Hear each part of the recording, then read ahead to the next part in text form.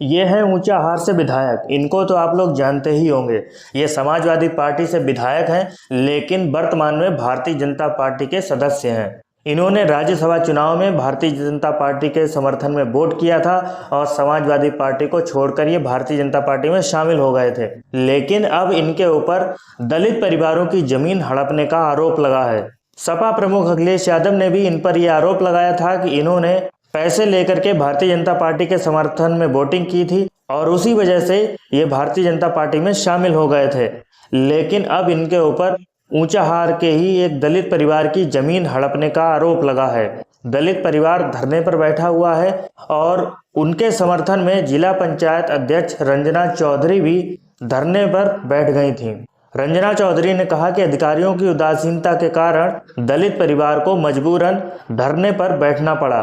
ये वही मनोज पांडे हैं जो बहुत बड़ी बड़ी बातें करते हैं और बहुत धर्म की बातें करते हैं। साथ ही इन्होंने ये भी कहा था कि समाजवादी पार्टी के लोगों ने रामचरितमानस को जलाया, उन्होंने रामचरितमानस का विरोध किया, उन्होंने मां गंगा का विरोध किया और सपा प्रमुख अखिलेश यादव ने किसी के साथ कोई एक्शन नहीं लिया। मनोज पांडे ने कहा कि यह विचारधारा की बात है, इसीलिए उन्होंने समाजवादी पार्टी को छोड़ दिया, क्योंकि वो राजनीति में एक अलग विचारधारा के साथ आए हैं और उनका एक ही लक्ष्य है कि गरीब किसान मजदूर की रक्षा करना, उनके हकों की लड़ाई लड़ना, उनको न्याय दिलाना। सवाल विचारधारा का है।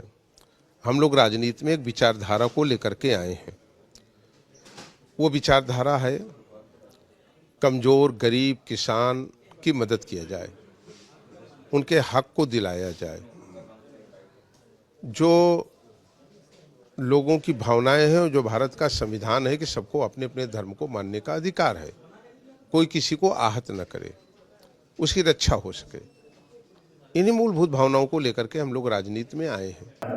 अब आप लोग खुद समझ सकते हैं कि मनोज पांडे गरीबों के कैसे हक की लड़ाई लड़ रहे हैं, जब उनके ऊपर खुद ही ये आरोप लग रहा है कि उन्होंने दलित परिवार की जमीन को कब्जा कर लिया है। दलित परिवार अगर धरने पर बैठा है, किसी भी दलित परिवार की जो गरीब आदमी है उसकी इतनी हिम्मत नहीं कि वो किसी विधायक के खिलाफ धरने पर बैठ जाए। लेकिन अगर दलित परिवार धरने पर बैठा है तो आग तो जरूर लगी होगी। धुआं तभी उठता है जब आग लगी होती है। अगर उनकी जमीन कब्जा नहीं हुई थी तो वो विधायक के खिलाफ धरने पर कैसे बैठ सकते थे, वो भी उस विधायक के खिलाफ जो इस समय सत्ता पक्ष के पाले में बैठा हुआ है। विधायक मनोज पांडे ने भी अपनी सफाई दी है। उन्होंने कहा है कि उन पर जो आरोप लग रहे हैं वो बिल्कुल ही निराधार हैं और वो इसकी निष्पक्ष उच्च स्तरीय जांच चाहते हैं, जिससे कि दूध का दूध और पानी का पानी हो सके।